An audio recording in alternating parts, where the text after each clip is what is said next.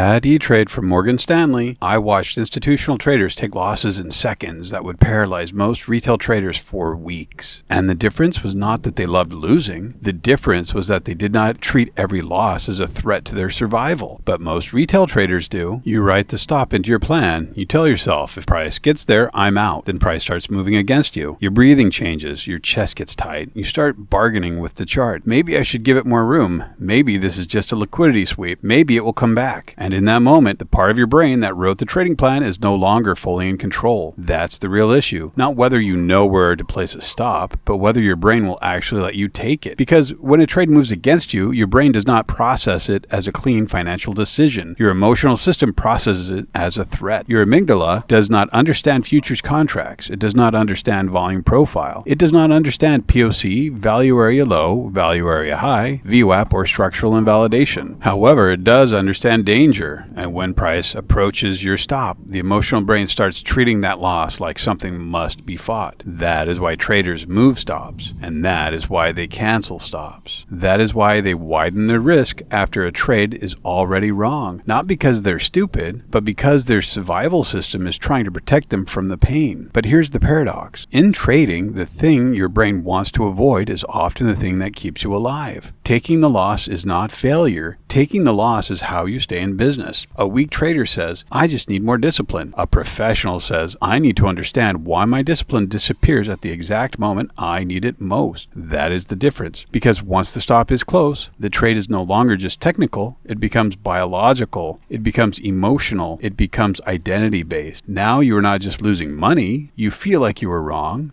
You feel like you failed. You feel like the market exposed you. And that is where the real damage starts. Because if a loss means you are a bad trader, you will fight it. If a loss means you are stupid, you will defend against it. If a loss means your strategy does not work, you will hesitate on the next trade. But professionals do not define a loss that way. A professional loss is simple. You had a hypothesis. You had a location. You had an invalidation point. The market did not confirm the trade. You exited. That's it. No drama, no identity crisis, no revenge trade. Just information. This is where auction market thinking matters. The market is an auction, not a pattern machine. Volume profile, VWAP, value areas, acceptance, rejection, delta absorption. These tools are not there to make you feel certain. They are there to help you define the conditions where your idea is valid and the conditions where your idea is wrong. A stop should not be placed where the pain feels acceptable. A stop should be placed where the auction has invalidated your trade idea. That might be below a prior low, below value area low, below the structure that should hold if buyers are actually in control, or above the structure that should reject if sellers are actually defending. The point is this: the stop is not a punishment. The stop is the line where your hypothesis is no longer valid. And when you understand that, the loss becomes less personal. You are not saying I failed. You are saying the auction did not confirm my read at this location. That is completely different mental model. So how do you train this? First, slow the body down before you make the decision worse. When your stop is getting close and you feel that emotional surge, breathe slowly through the belly. Slow inhale and slow exhale. Not because breathing is magic, but because you are trying to create enough space between the impulse and the action. The impulse says, move the stop. The professional says, pause. Is the trade still valid? Second, separate the thought from the decision. You may hear the thought, it will come back. That does not mean you have to obey it. You might hear the thought, I can't take another loss today. That does not mean the stop is wrong. You are not your emotional reaction. You are the operator responsible for executing the plan. Third, make your stop structural. Do not anchor your risk to a dollar amount that simply feels comfortable. Anchor it to the point where the market proves your idea wrong. Location comes first. Risk comes before prediction. And the level is not the trade. The behavior at the level is the trade. A good loss is not a loss that feels good. A good loss is a loss taken at the correct structural point for the correct reason with the correct size. That is professional trading. Not avoiding losses, not pretending you can predict every move, but building the ability to accept invalidation without emotional collapse. Because the successful trader is not the person who never loses. The successful trader is the person who can lose cleanly. No bargaining, no revenge trading, no identity crisis. Just structure, execution, review, and the next opportunity. And if you want a deeper framework for building discipline, risk control, auction context, and execution psychology into one process, I go deeper in my book, Trading on the Edge. The goal goal is not another random setup. The goal is an operating system for how you think, prepare, execute, and review your trades. This video is for educational purposes only and is not financial advice. Trading involves risk, and you are responsible for your own decisions. Comment EDGE if you want the stop-loss checklist version of this framework, and subscribe if you want to learn how professionals read auction behavior instead of reacting emotionally to every tick. Thanks for watching, and I will see you in the next one. Thanks.